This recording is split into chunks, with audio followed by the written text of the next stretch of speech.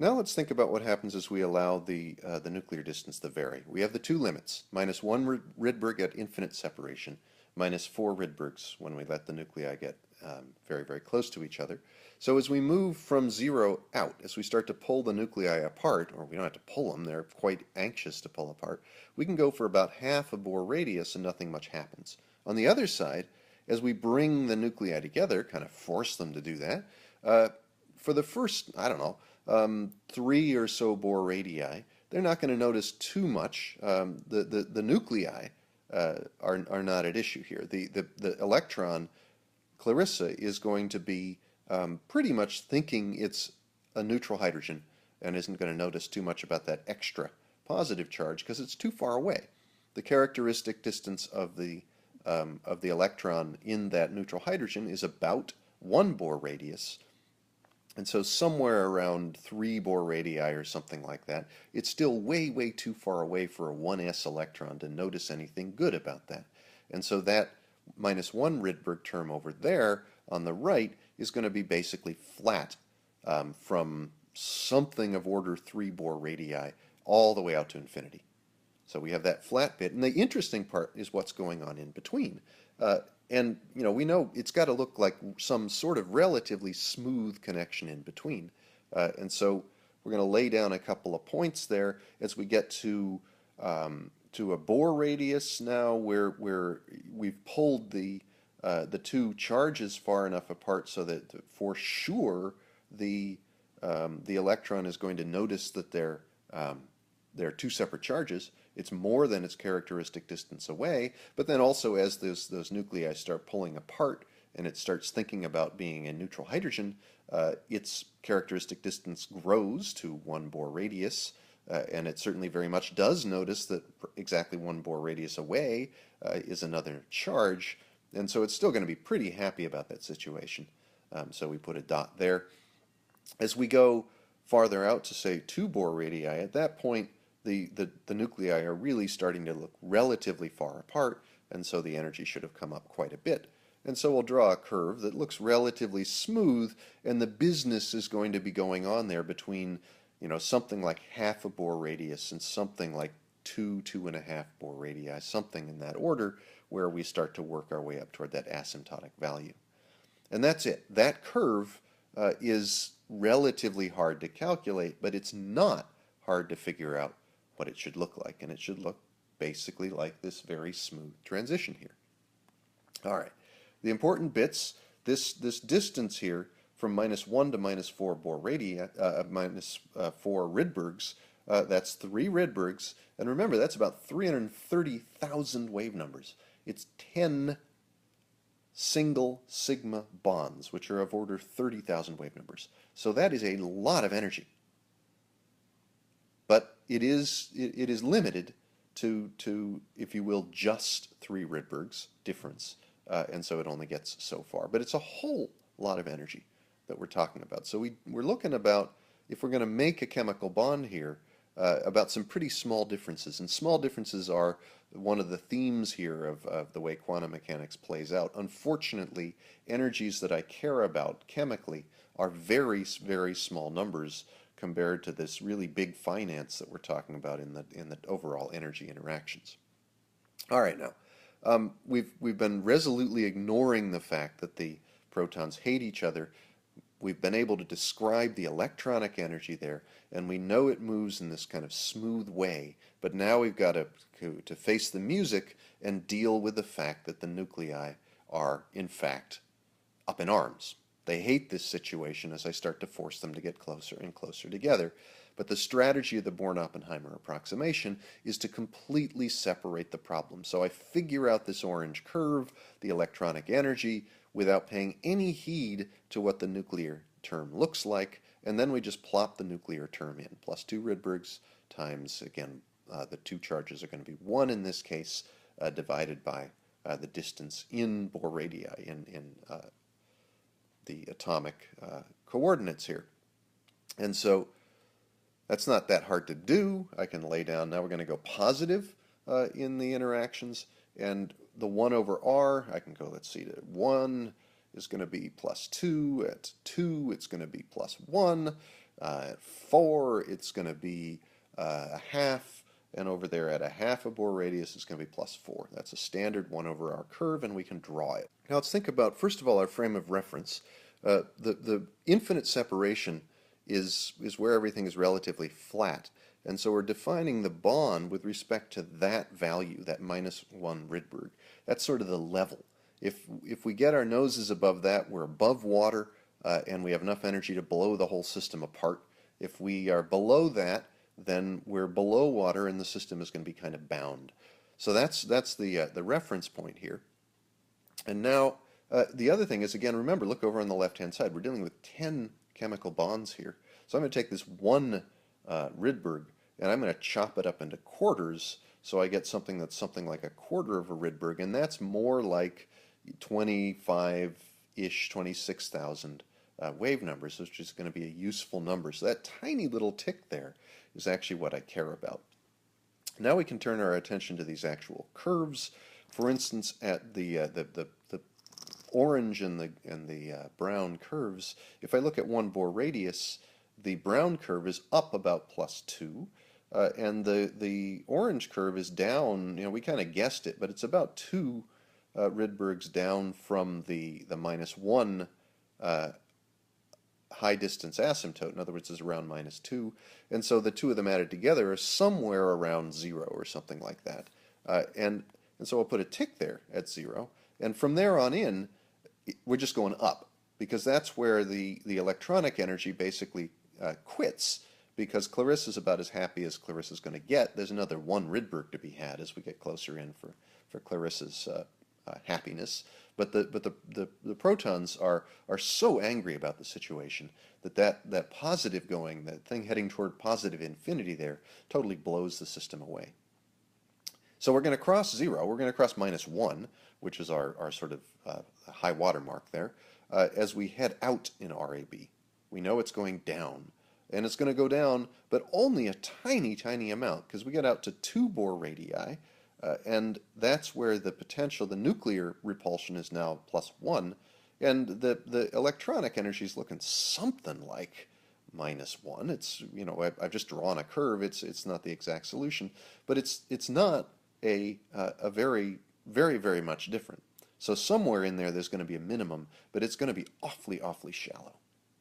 And then we'll come back up, because once we get more than 3 or 4 Bohr radii apart, then the Clarissa has settled into just being a neutral hydrogen, whereas the 2 nuclei are still sort of grumping about each other, but not so extremely. And so this purple curve is the overall consequence of that.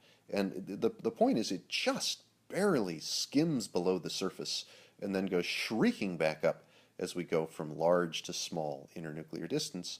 And we can't even really see it on the scale we've drawn here, so of course we need a magnifying glass. Let's blow that up a little bit. And if we blow it up, I'll make some coordinates that go from maybe minus 1 to maybe minus 1.2.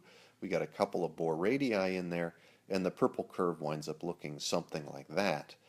In other words, we go down by a couple tenths of a Rydberg, which is 20-odd thousand wave numbers. Remember, there's just 1 electron here. So our bond order is a half. We're trying to make half a bond, and a full bond is of order 30,000 wave numbers, and it's going to turn out, if you think back to helium, you get more than half your share when you have 1 electron in the problem, because you then, with multiple electrons, we also have to deal about this other repulsion term, the electron-electron repulsion, which is even harder than the nuclear repulsion part. But we're basically looking for 20,000 wave numbers or something like that. And so we really have to squint and blow up the picture before we get this actual bond-looking thing here shown up in purple at the top. Now, to close this out, I went and I grabbed a potential energy drawing, an electronic energy drawing off a wiki, off of Wikipedia. Looked up H2+, and you can get a whole discussion of the H2+ solution. And these curves here are the energies of the electronic energies for this solution.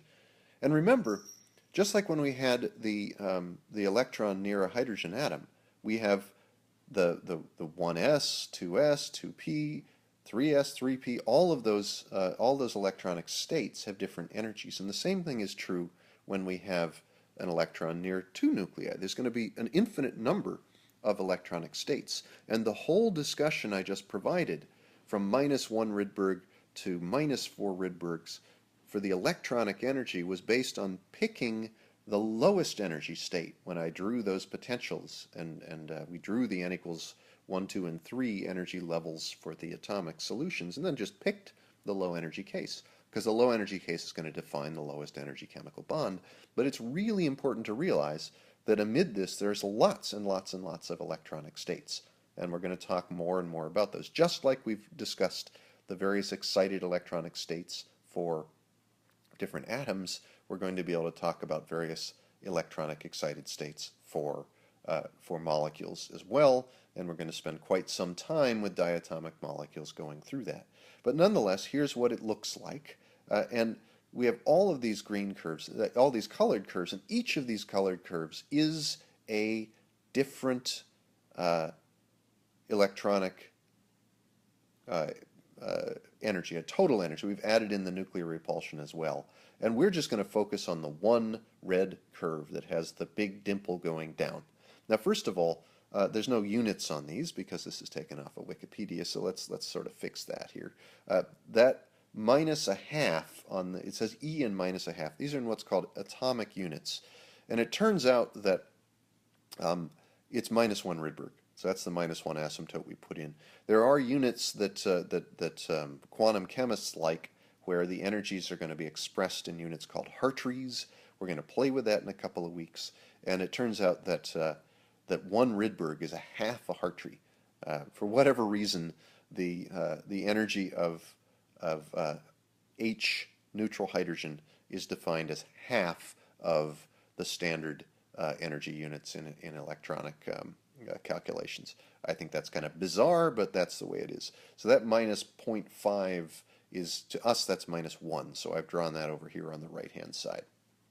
Now, the other thing here is we see this difference of 0.1. So that 0.1 Hartree difference is equal to 0.2 Rydbergs, and it's about 22,000 wave numbers or so. So this is exactly what we were discussing just on the sketch in the last panel. That the size of that dimple compared with, remember, we're going from -1 Rydberg to -4 Rydbergs on the electronic energy. We just barely scoot down 2/10 of a Hartree, find a minimum, and then we go flying back up. So that very, very steep part of the red curve on the left-hand side of the drawing, that's the nuclear repulsion kicking in, and it kicks in hard. And you notice all of these curves have that quite strong positive going element to them. So they all see this nuclear repulsion part. So that never changes for any of these solutions. The only reason why all these curves are different is that the electronic states are different in every case. So there's always this strong nuclear repulsion term in there. Also, the x-axis, that's in Bohr radii. So we do indeed see that this minimum here is roughly somewhere close to 2 Bohr radii, which, remember, is just about an angstrom. So the bond length here is of order 1 angstrom, which is in fact the characteristic bond length. That's a number you should absolutely know, is where with this trade-off between the stabilization that the electron feels by being able to interact with both nuclei, but then this very, very strong nuclear repulsion kind of comes into play, and it actually does have a net stable solution there, and we get the final answer. It's worth pointing out that you only get that stable bond, tiny little bond there, if the nuclei are both +1 charges. You can't hold together any more nuclear charge with a single electron. In every other case, the stronger nuclear repulsion would blow the system apart completely, and you would not get a stable bond at all. But H2+ is stably bound. It's actually reasonably strongly bound, and you can make it and do spectroscopy on it and do all sorts of other things as long as you keep electrons away from it, because it will want to make neutral molecular hydrogen when it can. So that red curve is our overall energy curve, including both the electronic and the nuclear repulsion part. And an important thing to realize is now within the Born-Oppenheimer approximation, once we let the nuclei free and say, okay, now you can move, but if we start them at 2 Bohr radii apart there, the overall energy of the system is going to be at a minimum. So within the Born-Oppenheimer approximation, now we can let the nuclei go. And so from the point of view of the nuclei, this overall energy is actually a potential.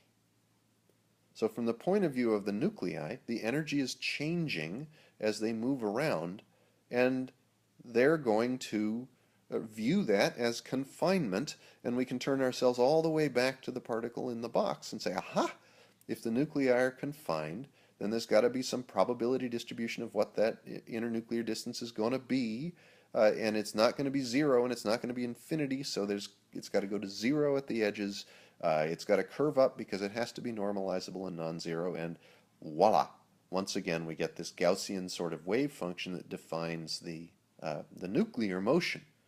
So the electronic energy that includes the nuclear repulsion part, but the solution to the electronic problem, because the electrons are so fast and figure out the energy so quickly, we can then turn around and allow the nuclei to move, but in their slow and lumbering way, the electrons have figured out their optimal energy at any given point along the coordinate. And so from the perspective of the nuclei in the Born-Oppenheimer approximation, that electronic buzzing around is basically enforcing a potential on them. So we force the nuclei to stay put and make them step by step by step move closer and closer and closer together. And in that circumstance, we then solve the Schrodinger equation for the electron. We figure out an energy, we make that curve, and having done so, then we turn around and say to the nuclei, okay, now you're free to go. And all the while, the nuclei, as we were solving that first problem, they were saying, we want to be far apart, we want to be far apart, we want to be far apart. But Clarissa can be kind of persuasive, and in the end, the lowest energy is there at about 2 Bohr radii, and the nuclei kind of bounce back and forth a little bit, but otherwise stay put, and we have ourselves a chemical bond.